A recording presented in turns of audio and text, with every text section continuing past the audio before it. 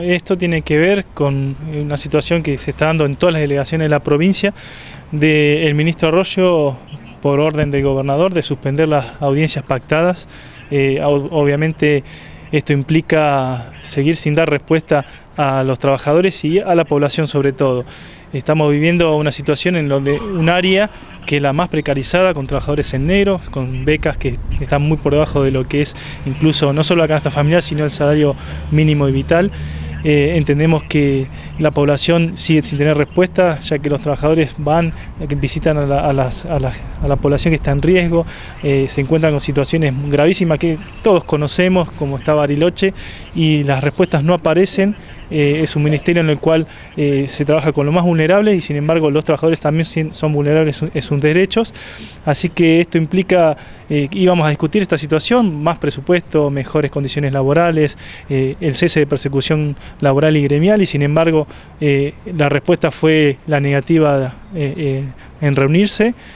Obviamente tiene que ver con que sabemos que no pueden dar respuesta porque no quieren. Los ponemos en evidencia justamente cada vez que nos juntamos en que es un ministerio que está vaciado y que no está en condiciones de avanzar, porque no tienen política pública para desarrollo. Entonces es una situación gravísima que no solo le afecta a los trabajadores, sino al pueblo que está sufriendo. ¿Cuál ha sido el motivo por el que suspendieron entonces esta audiencia que tenían con el ministro? Lo que aducen para nosotros es ridículo, porque plantean que ATE, como mantiene conflicto en lo que es FUNVAPA, mientras haya una situación de conflicto no se va a reunir el gobernador ni sus ministros con nosotros. Y hay que aclarar que FUNVAPA es un organismo que pertenece a Nación, que se han hecho avances en el ministerio allá en la agricultura, en lo que es nacional. Fueron las reuniones en Viedma, lo cual se levantaron las asambleas, se levantaron los paros, porque se está en negociación con el gobierno recibido a nivel nacional, y entendemos que si bien obviamente el conflicto era por una situación de las barreras sanitarias en la Patagonia, afectada obviamente a Río Negro, pero es un organismo que depende de Nación, por lo tanto entendemos que es una excusa más porque no tienen capacidad de respuesta a los reclamos de los trabajadores. Valeria, contanos un poco cuál es la situación que se vive actualmente en lo que es esta Delegación de Desarrollo Social. Sabemos, bueno, que hubo arreglos porque había habido un incendio, pero ¿cuáles son las condiciones actuales de trabajo? Bueno, en realidad los arreglos fueron superficiales, no de estructura. De hecho, la oficina que en ese momento se había incendiado se clausuró, no se arregló, se pintó el resto de los pasillos, y después tuvimos la inspección de Camusi, en donde varias oficinas fueron clausuradas, en donde no sabemos hoy si han hecho algún tipo de arreglos, pero sí han vuelto a prender los calefactores y termotanques, que en su momento habían dicho que eran sumamente peligrosos.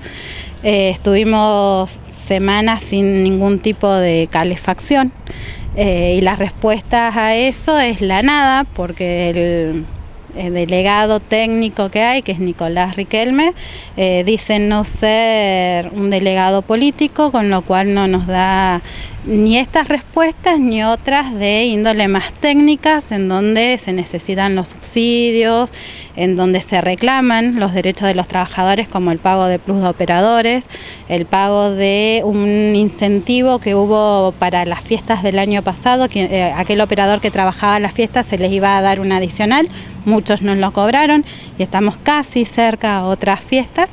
Eso fue un compromiso que nunca lo pudieron cumplir. Después la indumentaria, todas aquellas personas que no firmamos una planilla que supuestamente era de recolección de datos y era en realidad persecución laboral y sindical, los que no firmamos no cobramos la indumentaria. Cuando se va a preguntar nos dicen, bueno, es que se desdobló, se va a volver a cobrar o la tienen que firmar. Y son las únicas respuestas que tenemos. Después, en relación a subsidios y demás para trabajar con la familia, no están llegando nada, ningún subsidio salió este año, y hay situaciones muy complejas de familias donde no tienen para comer y los CAINAS tampoco.